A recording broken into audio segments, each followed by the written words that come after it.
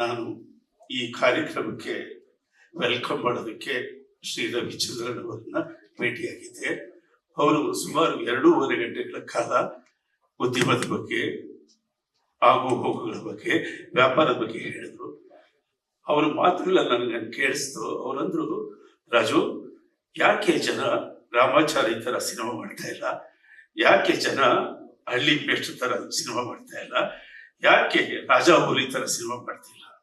ಅವ್ರು ಹಾಗೆ ಹೇಳ್ತಿದ್ದಾಗ ನನಗನ್ನಿಸ್ತಿತ್ತು, ಅವ್ರು ಯಾಕೆ ಇದನ್ನು ಮಾಡ್ತಿಲ್ಲ? ಅವರು ಒಂದು 10 kg ಕಮ್ಮಿ ಮಾಡಿಕೊಂಡ್ರೆ ಇವತ್ತಿಗೂ ಸುಂದರ ನಟ, ಸ್ಫುರದ್ರೂಪಿ ನಟ, ಸಂಗೀತದ ಹುಚ್ಚಿರುವ ವ್ಯಕ್ತಿ. ಅವರು ಅಂತ ಚಿಕ್ಕ ಚಿಕ್ಕ ಚಿತ್ರಗಳು ಮಾಡಬಹುದು. ಆದರೆ ಈ ಟೆಕ್ನಾಲಜಿ ಹಿಂದೆ ಹೋಗಿ ಪ್ಯಾನ್ ಇಂಡಿಯಾ ಇತ್ಯಾದಿ ಬಗ್ಗೆ ಮಾತಾಡ್ತಿದ್ದಾರೆ, ಅದು ನಿಜ. ಅದೇ ರೀತಿ ನಮ್ಮ ಉದ್ಯಮ ಕೂಡ ಆ ಕಡೆ ತಿರುಗಿಬಿಟ್ಟಿದೆ. ನನಗನ್ಸಿದೆ ಅಂದ್ರೆ ಸುಮಾರು 150-200 ಜನ ನಿರ್ದೇಶಕರಿದ್ದಾರೆ.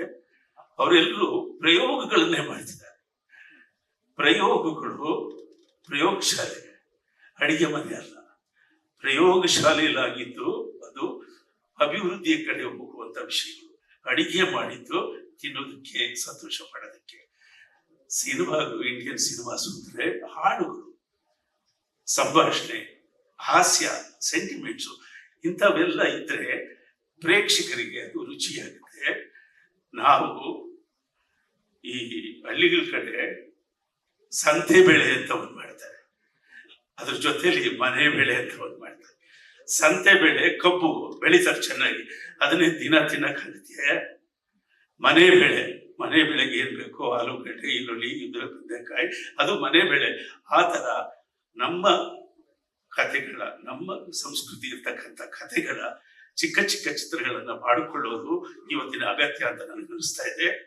ಹಾಗಾಗಿ ನಾನು ಈ ಚಿತ್ರ ಮಾಡಬೇಕು ಅಂತ ಅನ್ಕೊಂಡಾಗ ನನ್ನ ಹತ್ರ ಬೇಕಾದಷ್ಟು ಕಥೆಗಳಿತ್ತು.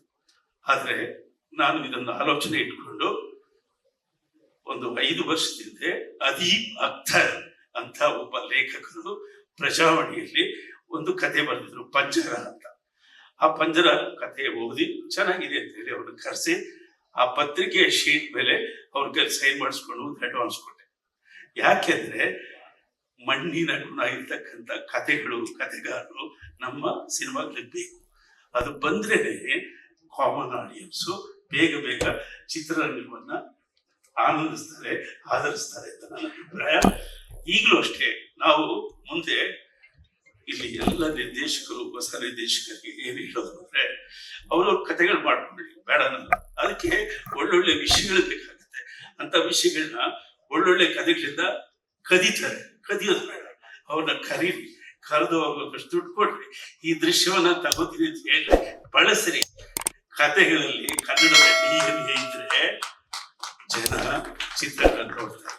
ಅದರಿಂದ ಈ ಚಿತ್ರದ ಮುಖಾಂತರ ನಾವು ಪ್ರೇಕ್ಷಕರನ್ನ ಚಿತ್ರಮಂದಿರಕ್ಕೆ ಕರೆತರುವ ಒಂದು ದೊಡ್ಡ ಆಂದೋಲನವನ್ನ ಸಾಮಾಜಿಕವಾಗಿ, ಶೈಕ್ಷಣಿಕವಾಗಿ ಪ್ರೀತಿಯಿಂದ ನಡೆಸೋಣಂತ ನಾವು ನಿರ್ಧಾರ ಮಾಡಿದ್ದೇವೆ. ಮುಂದೆ ಏನಮ್ಮ ಮುಂದಿನ ಕತೆ ಬನ್ನಿ. ಓಕೆ, ಬೆಳಿಗ್ಗೆ ಈ ಚಿತ್ರಕ್ಕೆ ಒಂದು ಮುಹೂರ್ತದ ರೀತಿ ಕಾಯಕವನ್ನ ಶುರು ಮಾಡಿದ್ವಿ. ನಾನು ಮಾನ್ಯ ಮುಖ್ಯಮಂತ್ರಿಗಳು ಸಿದ್ದರಾಮಯ್ಯ ರಿಕ್ವೆಸ್ಟ್ ಮಾಡಿದೆ, ಸರ್ ಈ ಚಿತ್ರಕ್ಕೆ ಓಕೆ ಅಂತ ಟೈಟಲ್ ಇದ್ದೀವಿ, ನೀವು start sound, start camera, action ಹೇಳ್ಬೇಕು ಸರ್ ಇದೆ. ಅವರು ಪ್ರೀತಿಯಿಂದ ಇವತ್ತು ಬೆಳಿಗ್ಗೆ ಎಲ್ಲ ಕಾರ್ಯಕ್ರಮಗಳ ಮಧ್ಯೆ ನಮಗೆ ಸಮಯ ಕೊಟ್ಟು ಆ ಕಾಯಕವನ್ನು ನೆರವೇರಿಸಿಕೊಟ್ಟಿದ್ದಾರೆ. ಲೇಟೆಸ್ಟ್ ಹಾಗೂ ಇಂಟ್ರೆಸ್ಟಿಂಗ್ ಸುದ್ದಿಗಳಿಗಾಗಿ ಬಾಸ್ ಟಿವಿ ಕನ್ನಡ ಚಾನೆಲ್ನ ಸಬ್ಸ್ಕ್ರೈಬ್ ಮಾಡಿ. ಹಾಗೆಯೇ ಬೆಲ್ ಐಕಾನ್ ಪ್ರೆಸ್ ಮಾಡಿ. ಇದರ ಜೊತೆಗೆ ಫೇಸ್ಬುಕ್, ಇನ್ಸ್ಟಾಗ್ರಾಮ್, ಎಕ್ಸ್ ನಲ್ಲೂ ಮಿಸ್ ಮಾಡದೆ ಫಾಲೋ ಮಾಡಿ.